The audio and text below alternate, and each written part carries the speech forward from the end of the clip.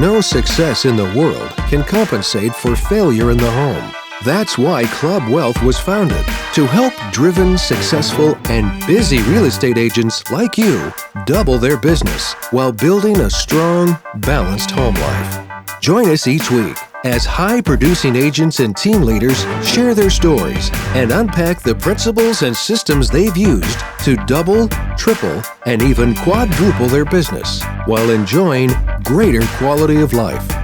And now, here's the latest episode of Club Wealth TV. I think we're live, but again, you just never know if we're actually live or not. So we're going to assume that we're live, and I'm going to remind you guys to make sure that Facebook is muted on your end, those of you that are speaking on the call today. So that said, welcome to Club Wealth TV, everybody. My name is Michael Hellickson. I'm one of the coaches here at Club Wealth, and super excited to have everybody with us today. Today, I've got with me my beautiful co-host, Mr. Brian Curtis. I'm totally joking. Cherie Benjamin. I was going to say Cherie. I love it. That being said, we've got Mrs. Cherie the Baller Benjamin. Let me tell you, this woman is no freaking joke, man. 2.5 years ago, it was her and a lonely assistant in this little teeny office in the middle of Atlanta, Georgia. Today, it's Cherie and an entire cadre of rock star agents doing, last year she did over 250 transactions. This year she's on track to do over 500 units. And so that's literally nearly 10 times the production she had just 2.5 years ago. So freaking love Coach Cherie. She, of course, is a Club Wealth coach. And smart. That's why we like her. Brian, you've got your notifications going off in the background there. I'm going to hit mute on your thing until you're able to solve those. I think it's just your Outlook's open.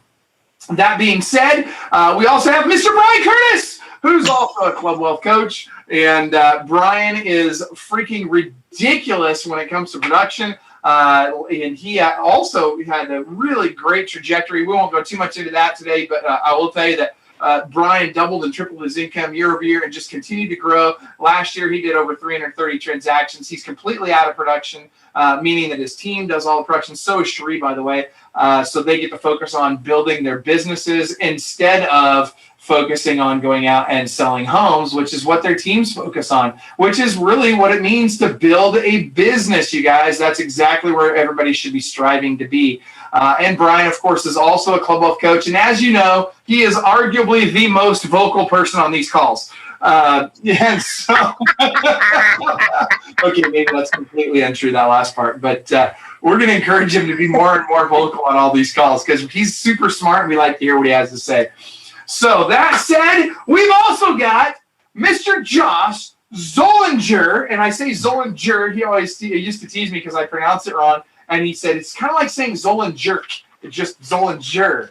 But he's not a jerk at all. He's actually a super cool guy. And Josh is from my neck of the woods. He's actually from just a little north of where I live.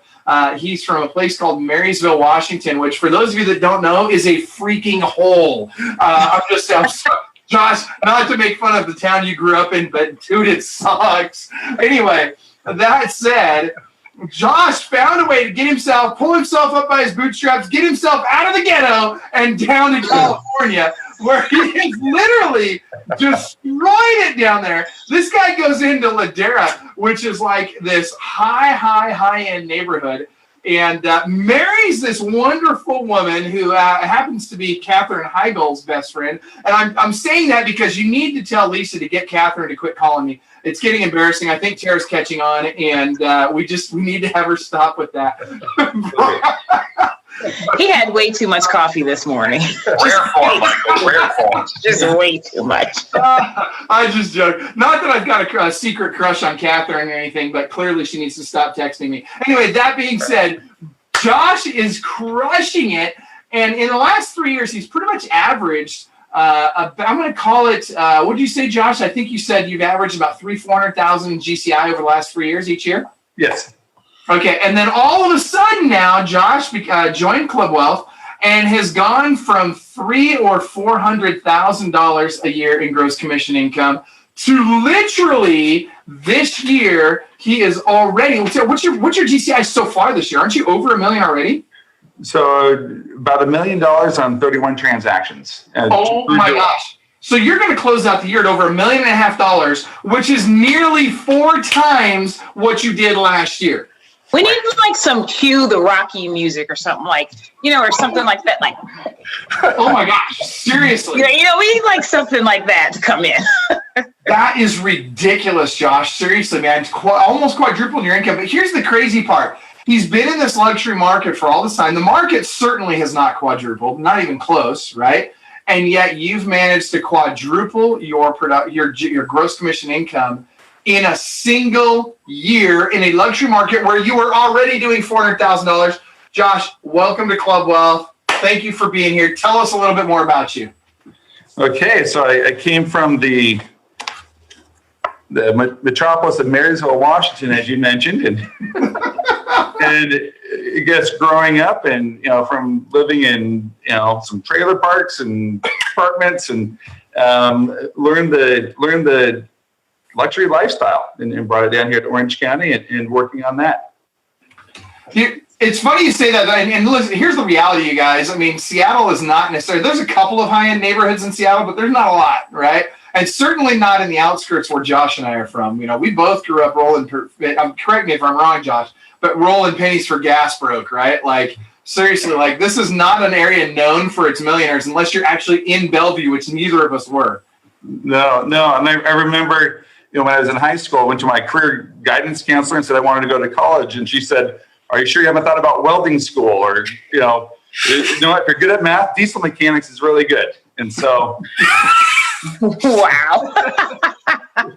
so those were my 2 options. I did go to college. That's where I met my beautiful wife. And after a short stint up in the Bay Area doing accounting work, I had clients down here in Southern California. We came down here, saw the sunny, beaches, the nice sand, the beautiful weather, and fell in love with it.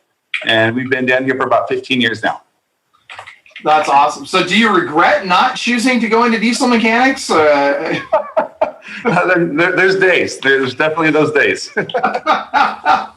I love it. Okay, so people are hearing this story, right? And they're hearing, okay, here's a guy that literally went from $400,000 a year to $1.5 million in a single year in a luxury market that he did not grow up in, did not have a big, huge sphere of influence in, just literally came in cold, and you've developed a massive business. So talk to us about, besides the obvious, I joined Club Wealth Coaching and that helped. Obviously, that made a big difference. But besides that, like, what are some of the things, whether you learned it from Club Wealth or otherwise, what are some of the things that you actually did to make that happen? That's a great question. I would say, and even, I guess, reflecting on myself, I also, in helping other people, it helps me understand kind of what I did. I would say, I have people try to do open houses for me. And there's times I'll have a $2 million open house and I'll ask an agent, "Hey, I've got a few open houses going on this weekend. Would you hold it open?" And it's interesting to me, the reluctance of some people to hold, I can't hold a $2 million house open. I don't know what to do. And they get very uncomfortable with the idea of talking to people that might have a little bit more money than they do. And so I would say that the first thing that I learned early on is just to have the confidence. You have to have the confidence to talk to people. I think that, to me, it helps seeing them as an equal, seeing them that I'm there to help them. If you have, maybe if you don't know what you're going to ask, or if you're at an open house, write a couple questions down and be able to have a conversation with them. And to me, that confidence makes a huge difference. I don't care what car you pull up in. I think, Michael, you and I had talked about this. I mean, I'm kind of between cars right now. My last 3 listings, $2 million, $2 million, $3 million, I pulled up in a 2006 Honda Odyssey minivan. So I love you talking about, baby. So I love a minivan. You know what? And I don't care. My clients, they don't care. I come in. What they say when you pull up, they're like, "Sexy man in a minivan." That's what I call my husband. So, I just that confidence. I guess I can pull off the minivan swagger there. You've got no question. You and Timothy Oliphant, right? Like, I can see both you guys in the minivan. That's awesome. No, so Yeah, so that's, and we'll talk about my other car here in a little bit, but I would say that that's helped me out quite a bit, just having that confidence. Also, in terms of working with people, we know time is money. I feel like when I talk to people with more money, that their time is more valuable. So just being a little bit more concise and talking to people, getting to the point, rather than this elaborate story, excuse, or whatever. Hey, here's what happened, and just give it to them straight. And I feel like they appreciate that quite a bit. Yeah, that's huge. That's huge. I love that, Josh. It's interesting. Shout out to Garrett, who's Garrett Panacheri. Garrett, I coached for a long time, and he used to tell me about his 2.5 and 3.5 hour listing appointments. And hopefully you're watching, Garrett. But here's the thing: at the end of the day, is I tell people this all the time. They're not meeting with you because they need a friend. They've got friends. And that works on both the buy side and the sell side. No one decided to look at houses this weekend because they thought Josh was a guy they wanted to hang out with. I mean, and that's not an offense to Josh. That's not an offense to anybody on this call. People meet with us because they want to buy or sell a house, which means they want that process to be efficient, professional, and effective. And I don't care if you're selling a $100,000 house or a $10 million house. And I'm going to guess that you may have sold some of those $10 million houses, and you can speak a little bit better to it. But people are people. If you're professional, on time, act like you're doing, I'm going to guess that it really doesn't matter significantly. And I would love to hear you talk about that. What's the cheapest house you sold this year? What's the most expensive house you sold this year? And the difference between those two clients. And I think people will be surprised is there's probably not much difference. So I would love to hear that. Please talk about that.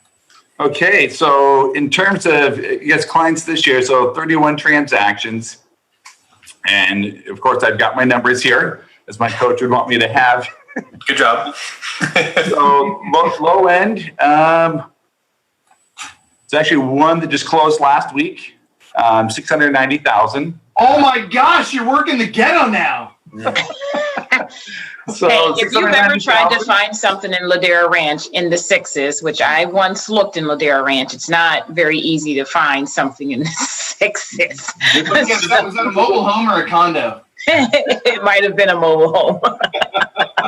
So Josh, how big was that house? So you got a $690,000 house. That house, that was actually it was a fixer upper. Okay. The people who bought it ripped all the bathrooms, kitchen, floorings, redid everything.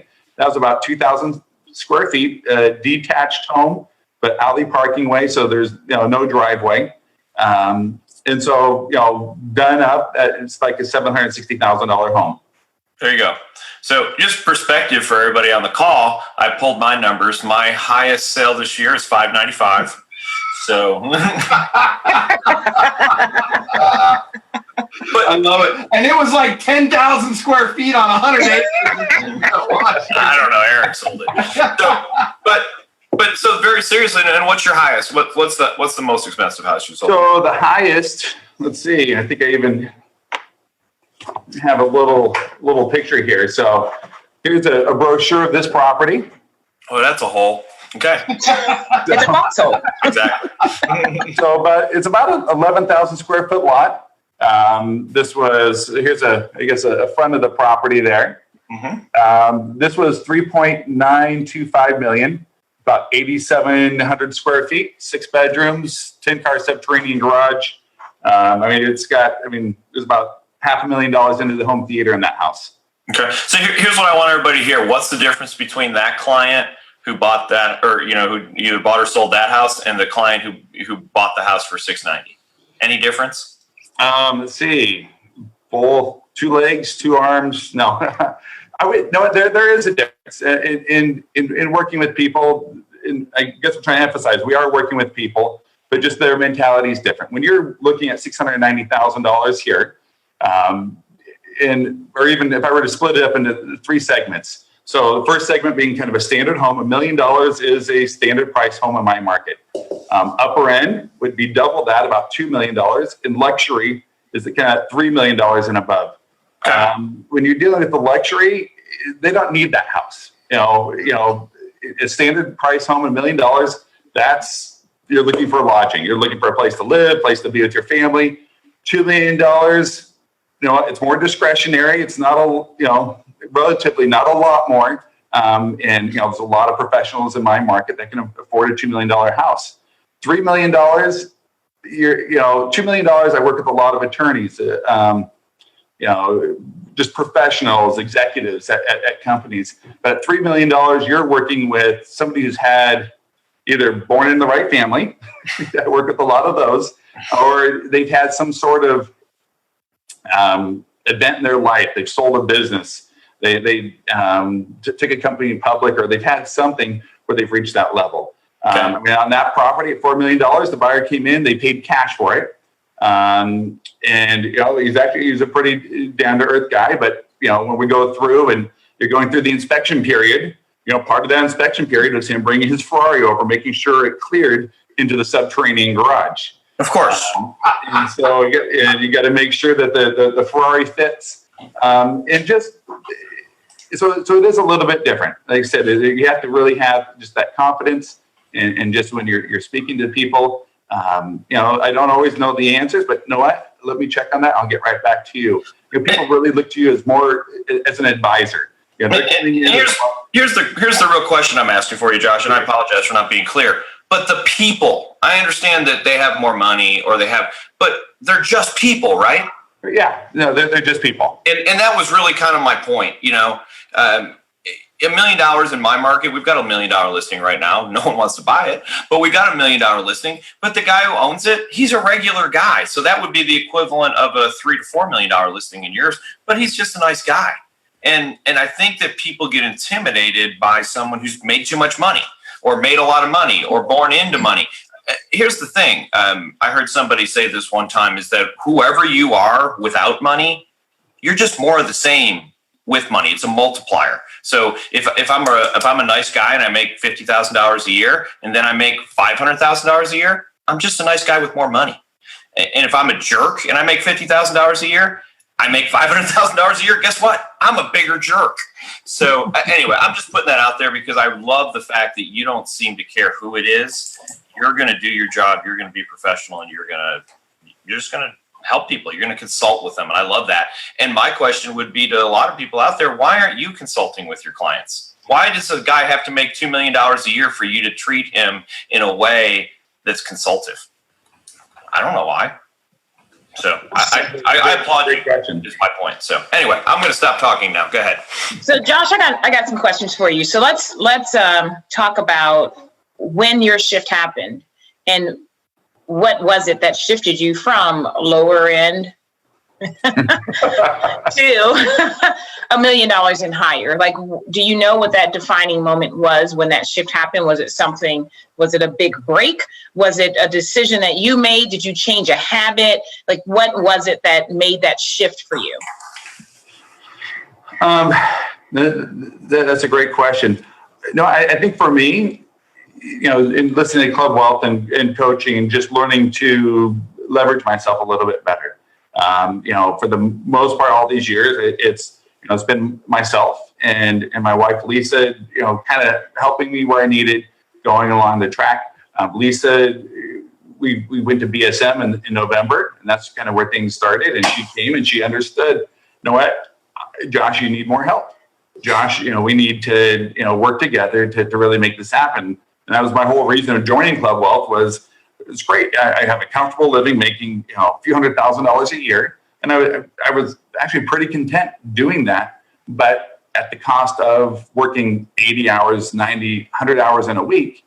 And when I talked with her, I was like, you know what? I'm going to die if this continues. We need to figure out, either we need to make this work, or I need to stop, and we need to figure something else out, because we're surviving, but it's really not working.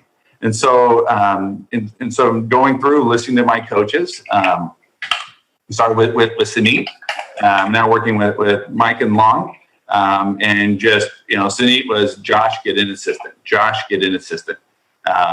Every phone call, Josh, did you get an assistant yet? And that last year, I tried getting a couple of assistants. It didn't work.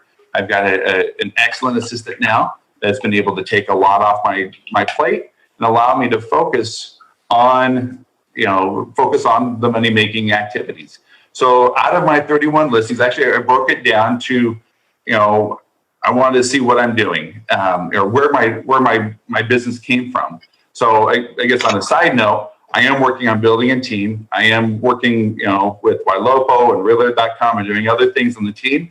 None of these numbers reflect any of that. This is all just my production, and mine and Lisa's. So of my 31 closings this year, 8 of them have been from open houses.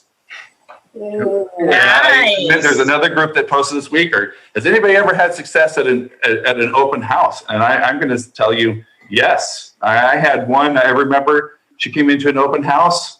Somebody from Oregon. We got talking Northwest, Oregon, Washington, having a conversation, and let's see. And I mentioned to her, and another conversation at open houses that's always kind of fun is, I have 5 kids. People, whoa, you have 5 Whoa, go figure. 5 kids. Welcome to the club. That's why we see eye to eye on that minivan. Yes. And so I started talking to her, and you know what? And she went, she liked me, and actually followed up with me before I followed up with her. Said, no, I'm going to come back out and look at some more homes. I want you to show me some homes, like a week later. A $2.2 million purchase from an open house. I showed her homes for one day, and she loves her house, super excited to be here. Was talking to, just knowing about the schools. She was considering kids to private schools. So there's some private schools nearby. That's why she was going to come here. And I just said, you know what, you're going to come here. You're going to hit the end of the school year. Give the public schools a try. And she did. She loves it and thinks I'm, the greatest guy. I get texts and stuff from her all the time from open house. But we did 8 transactions from open houses this year. And I guess while we're talking about open houses, so I guess some people have asked me what maybe I do at open houses. I feel like, especially on the higher end, going and having the sign-in sheets right when people walk in, you're going to get Mickey Mouse visiting, and people aren't going to be authentic. They're put off by that information. I know, Michael talks about, holding people hostage and not letting them in. I have a much gentler approach on that. And my goal when I go to an open house, I try to have one just sincere connection with somebody. When they walk in and I talk to them, I find out about them. I'm talking about the house, and yes, there's built-in fridge and pool in the back, but I'm getting to know them. I'm trying to see how this house may or may not work for them. And by the time I go to open house, I get pretty bummed when I don't have a sincere connection with somebody. But I feel like that's the best way. When somebody's at the end of a conversation, like, hey, here's my information. Please help me out. I'm looking for a house. And so I would say that's something that I've done. I've worked on for years. Lisa, she is awesome at it. I think we had 2 closings last week that happened from one open house that Lisa did. 2 $1 million purchases that happened from one open house.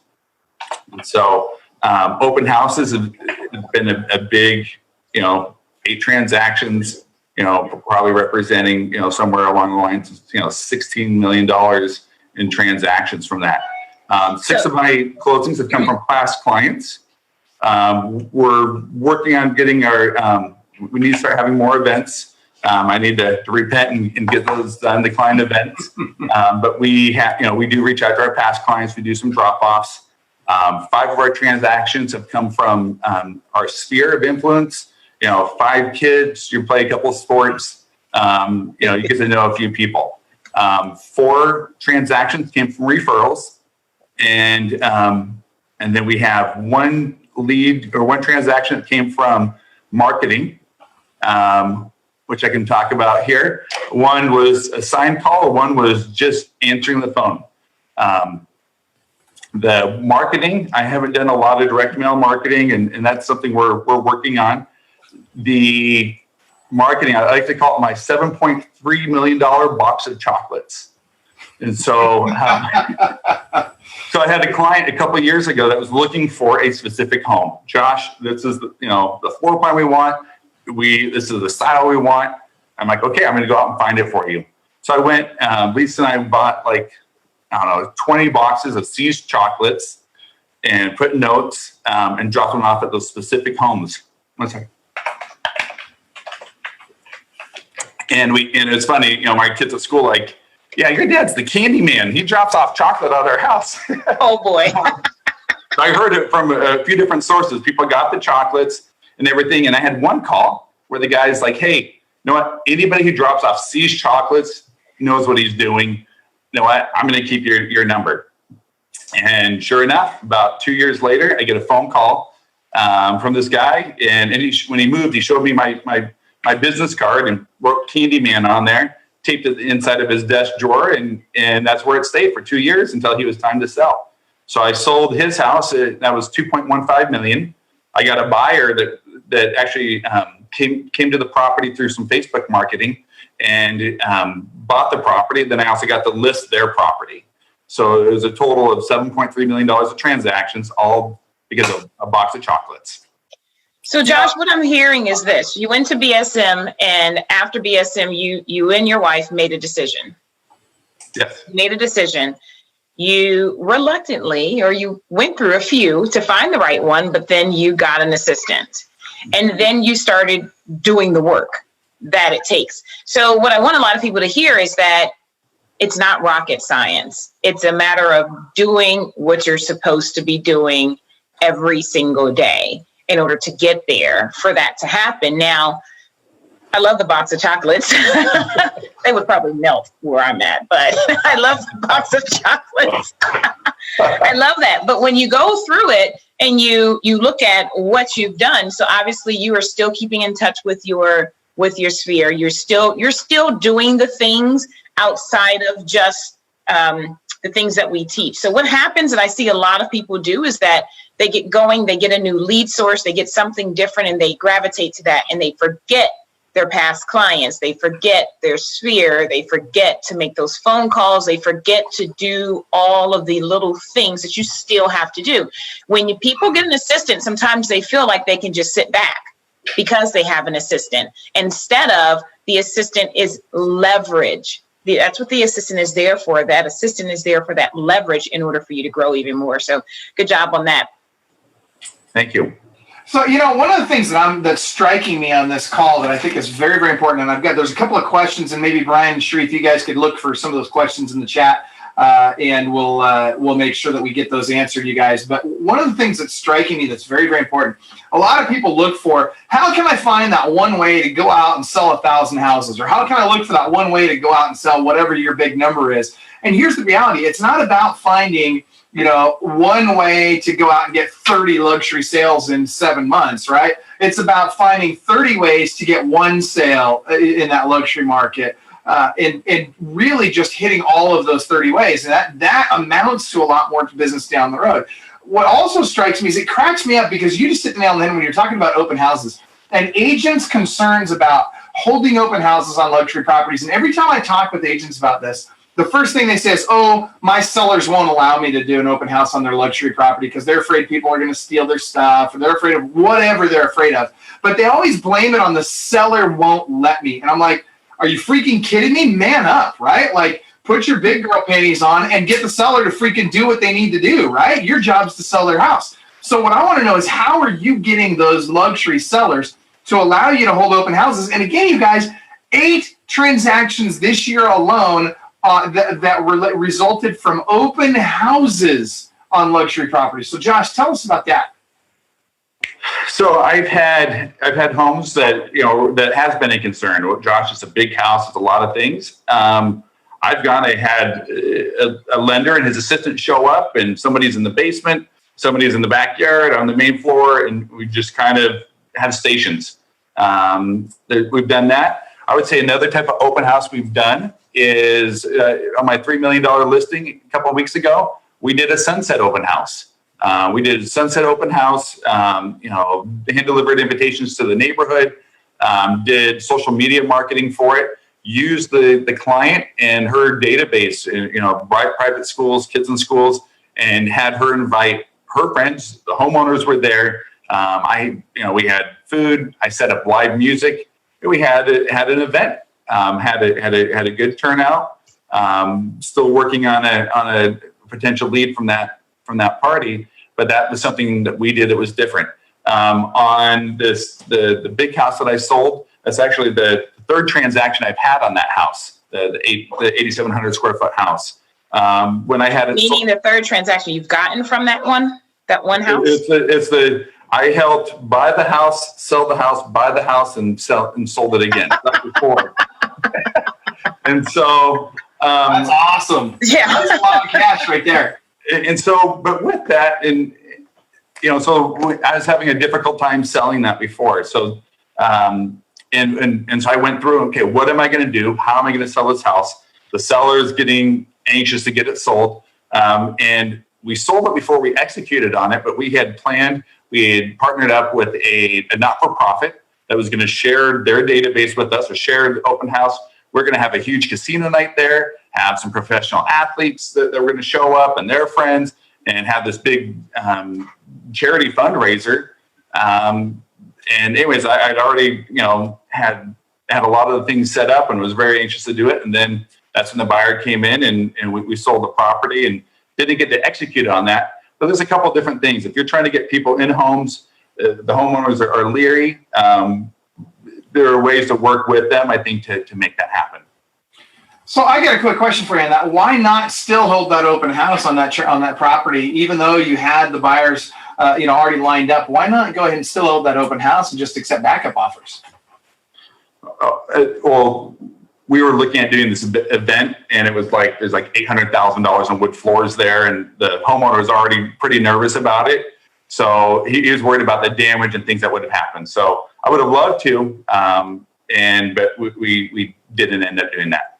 Gotcha. Okay, good. So the open houses are huge. And Brian and Sri, if you want to get to any of the questions that are in there before I go to my next question in the chat, did you guys pull those up?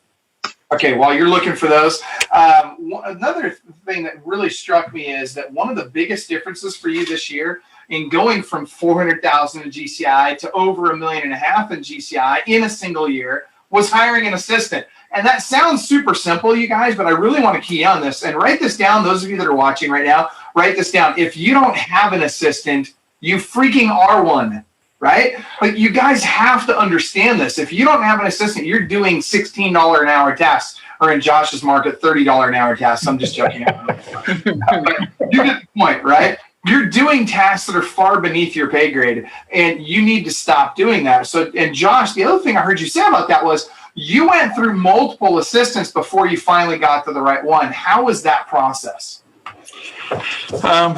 It was tough. I did use Wise Hire, and I was able to, I would say it's just overwhelming from the get-go.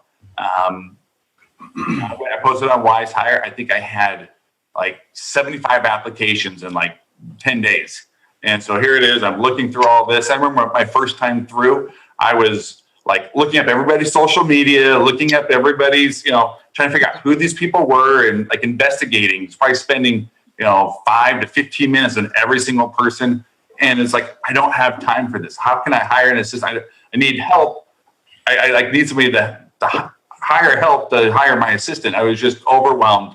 And then listening to some of the things on Club Wealth and just different ways, okay, to go through and have people kind of self-eliminate, that definitely helped out quite a bit.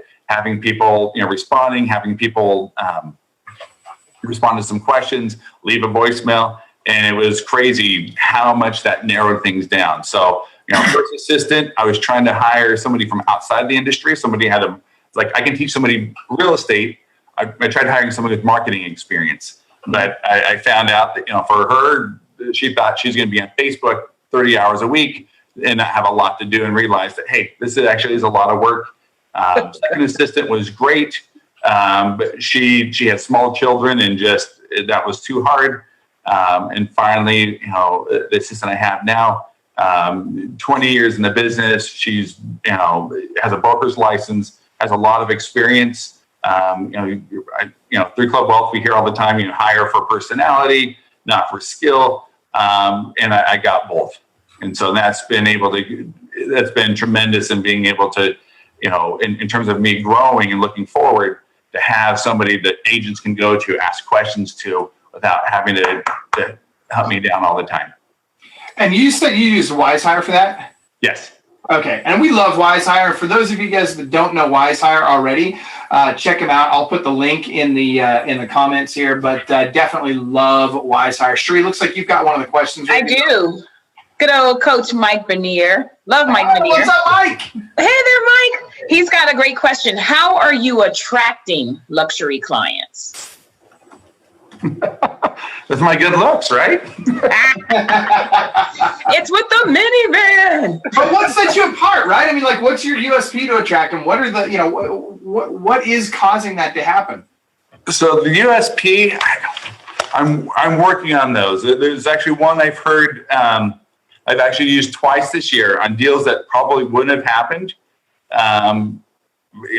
For a total of like 4 transactions, where if you don't love the house in the first year, I'll sell it for free. Actually, I just used that this last week to keep a buyer under contract, and it's the right house for them. That's a USP I've heard on here. I should probably use a little bit more, but I would say what's attracted to people to me in the first place, I guess I've done a lot of transactions in my area. And one of the things that kind of be memorable, if you go back to the picture here, you notice something in that picture. I love it. It's the car, baby. So when I'm not driving a minivan, that's what I drive around. And so, I mean, I've had people literally like run out in the street and stop me, and people know the car before they know me. And so, in all my listings in the garage somewhere, there's usually a little picture of the 57 Chevy. And so people have put that together like, dude, that the guy with the car is the one that sells the homes up here. And I open houses, people walk in, that client that came from Oregon, she goes, I've been researching Ladera Ranch, been looking here for a long time. What's the deal with the car? Why is it everywhere? And you're, that's your car, right? And makes for a great conversation, especially at the open houses. That was my initial thing, was to park that at the open houses. Everybody walks in, they're like, hey, does the car come with the house? I hear that probably 9 out of 10 people will ask me that same question. But guess what? It gets a conversation going. Hey, for the right price, it can. Or people talk about their dad's having it, uncle's having it. It's a conversation icebreaker that's helped out a ton. Okay, so I want to jump on this for a second, because brand marketing is so important when you start getting to this level. And the fact that you have your car, and it's a super cool car, right? That's why and it's not that it's a super expensive car. It's just a very unique, very cool, classic car that people can appreciate.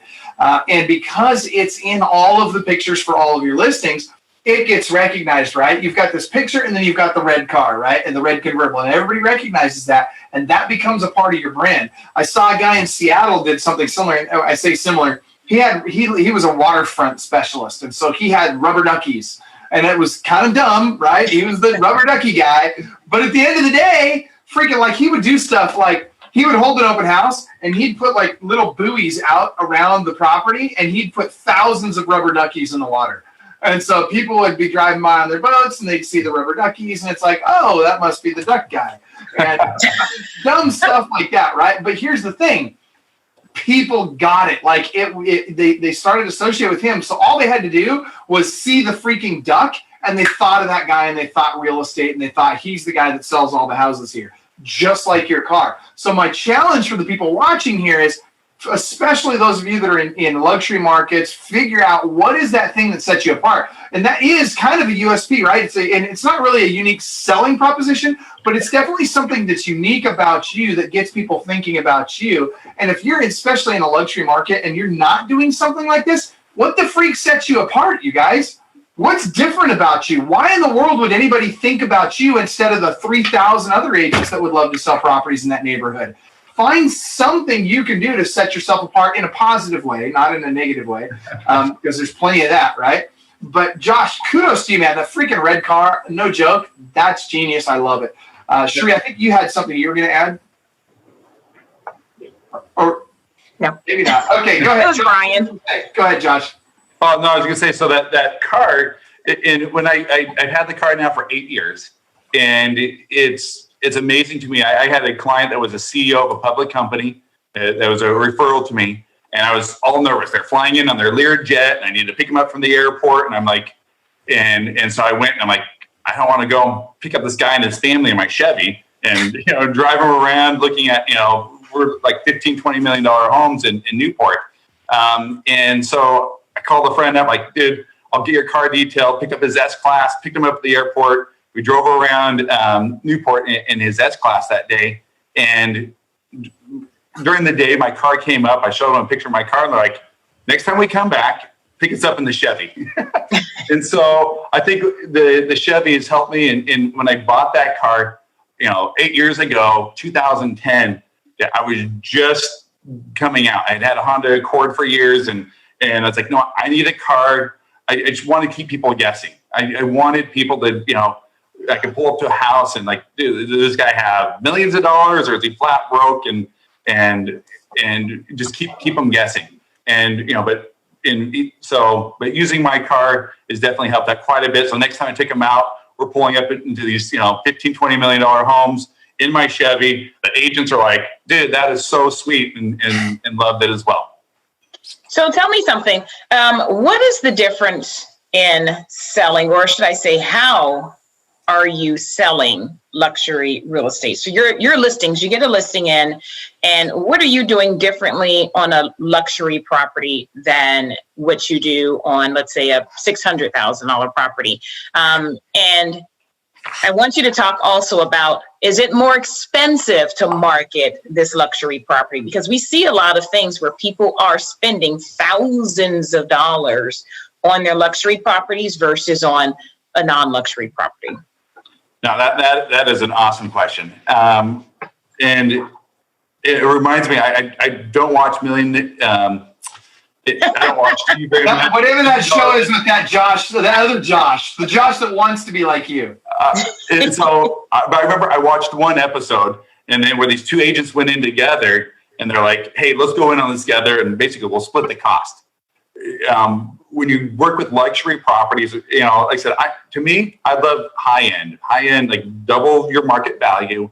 Those are homes that are more liquid, they're just and easier to market than luxury. When I was planning that big event for that listing here on 5 Foxhole, when I ended up selling that house, I had $30,000 in expenses. Whether online, I had it, front cover, magazines, luxury magazines. These homeowners, that's it. They're asking the same question. What are you doing for me?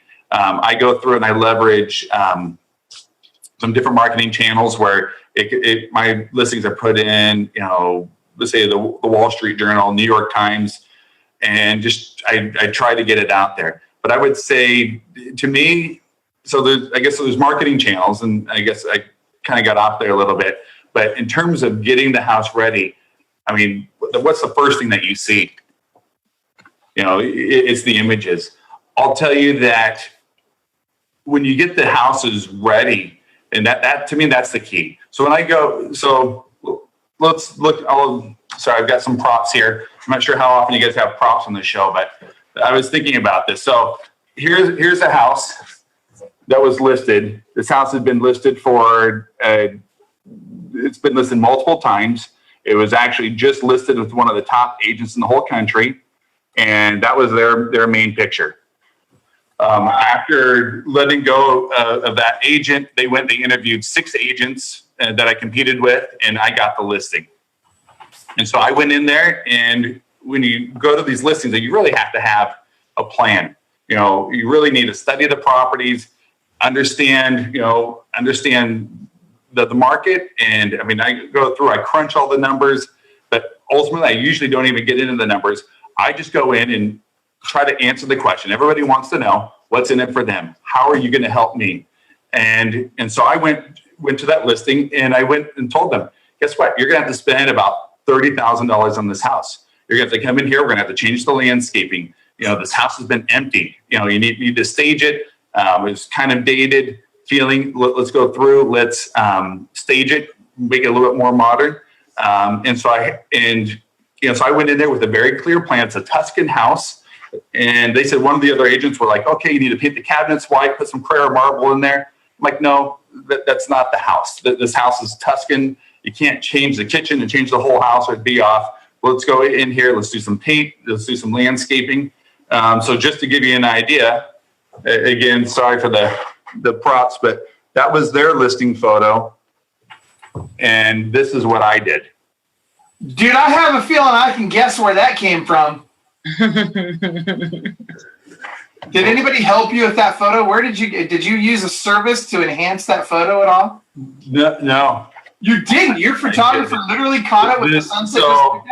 So in terms of what's my USP? I guess maybe I'm answering this now. What do I do for these people? These people, they said, Josh, we hired you. You had a plan. You came in here, told us what we needed to do.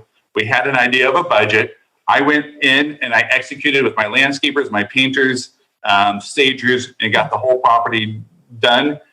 Because ultimately, in terms of the marketing, what do people see 93% of the time first? They see the photos. So I make sure that my photos and when I get my photos done, I mean, there's so many even professional photographers that would go out there and this is a 5,700 square foot house. They'd probably shoot that in less than an hour. My photographers, they're there probably 5 or 6 hours.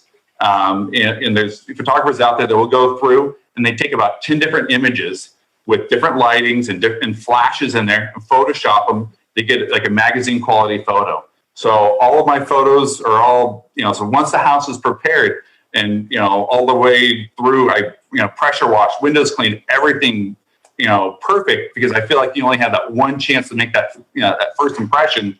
And then I go through and I do excellent photography.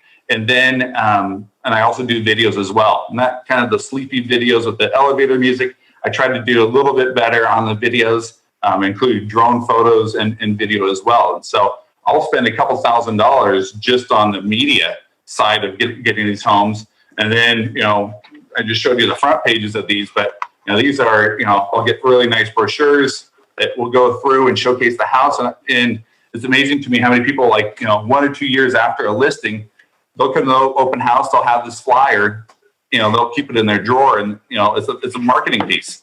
I mean, I go and I do include a call action number on this, to track in case somebody does call. But for a lot of people, this is a marketing piece that they're going to go through, and I'm sure a lot end up in the trash, but I do know people keep these.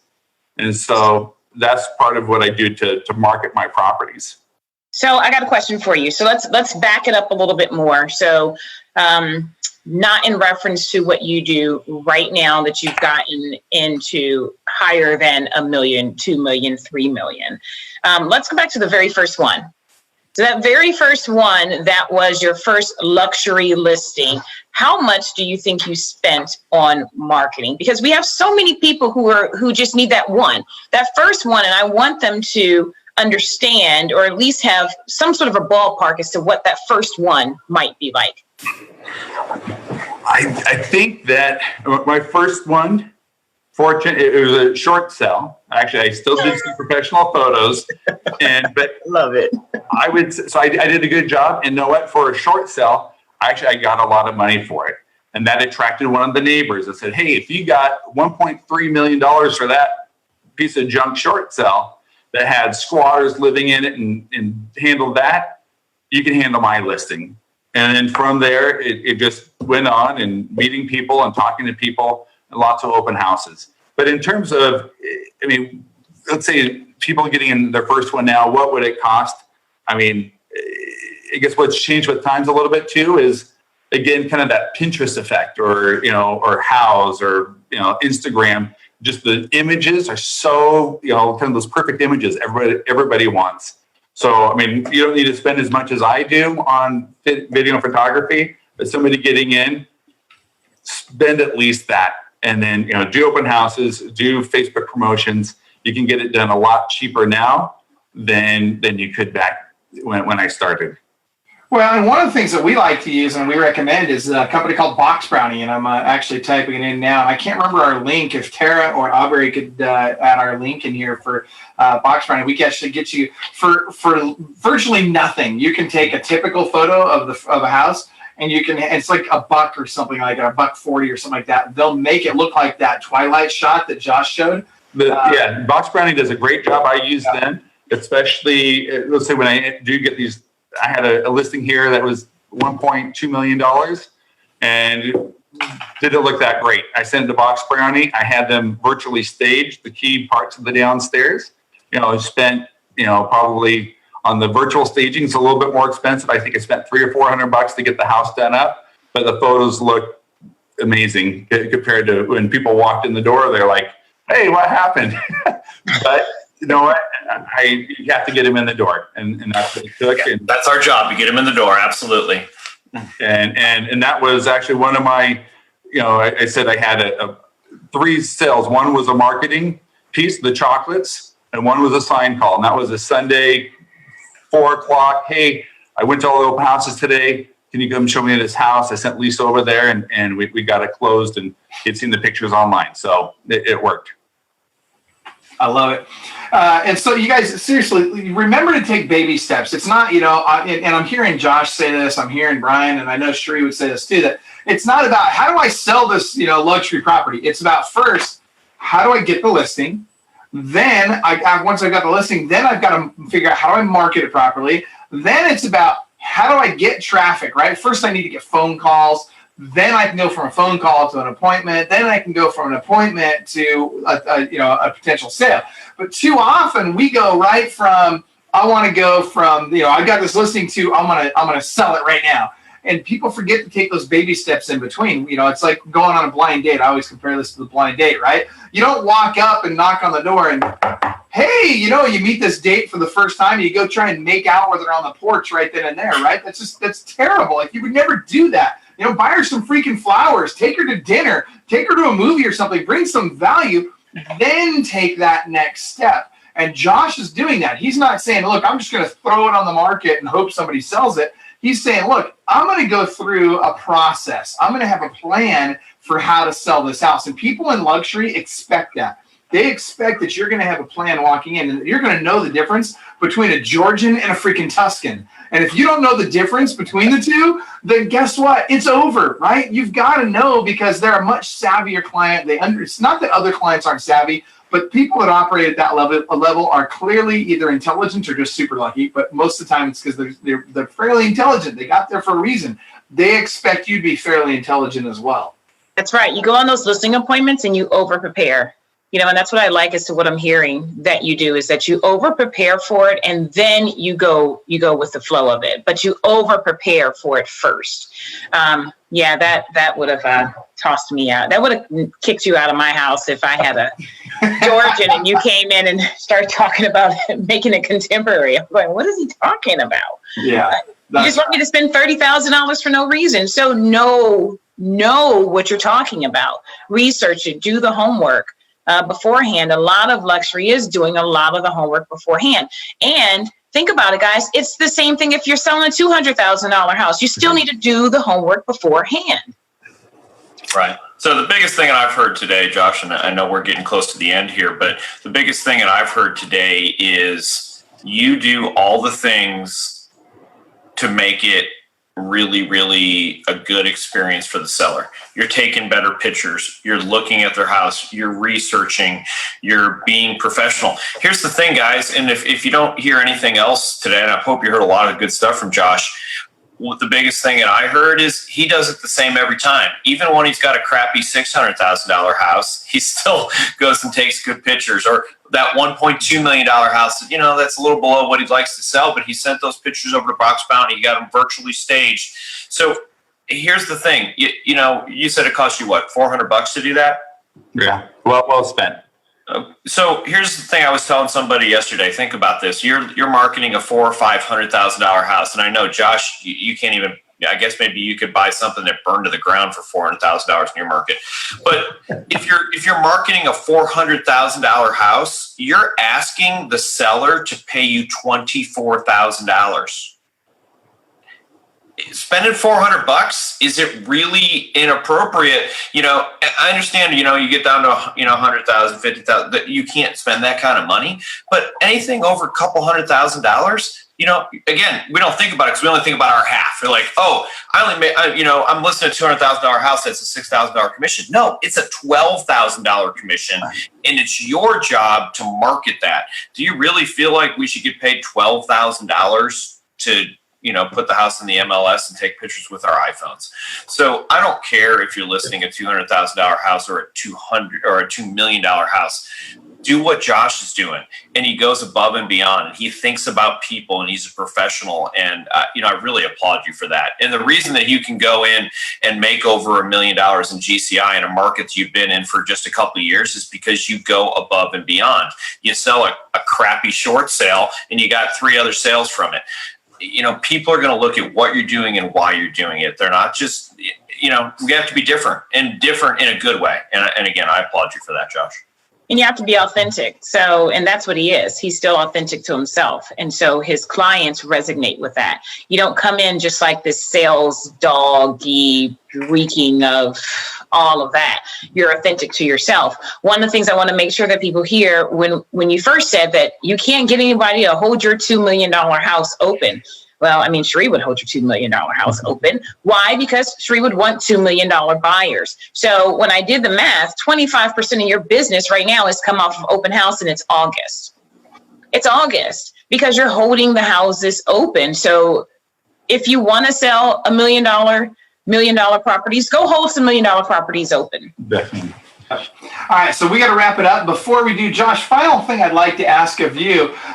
People say, well, Club Wealth's all about building teams, and it's all about production and doing tons of transactions. And here's a guy, Josh Zollinger, who literally in the last 12 months, he went from $400,000 in GCI to almost $1.6 million in GCI in 1 year since joining Club Wealth. And so what I would ask you, Josh, what would you say to those people that say, well, I'm a luxury agent, so Club Wealth's not the right fit for me because I do luxury? What would you say? You know what? There's so much of this. It's systems and processes. And that's something that we're going through and still refining and trying to get down. But it's leveraging your time. So if you're in Club Wealth, it's just done so much for me and helping me realize that and pushing me to get the assistant. And I've got, Mike now telling me, Josh, you need to, interview 5 people a week. We need to get the team built up and I would say, doing the same thing that I'm doing right now, I'm going to be able to help a lot of other agents do the same thing. And I think I'll be able, to do a lot of good for real estate around here. It's one house at a time with my team. But definitely Club Wealth would apply. And you can go through and, there's a lot of emphasis on production. And I would love to get up to some of the numbers that Sheree and Brian have here in the luxury market. There's agents that do it. So I look forward to continuing to rise here at Club Wealth. I love it. Final parting thought on the download. You prepared a download for us. What are people going to get when they go to clubwealth.com/Josh Zollinger?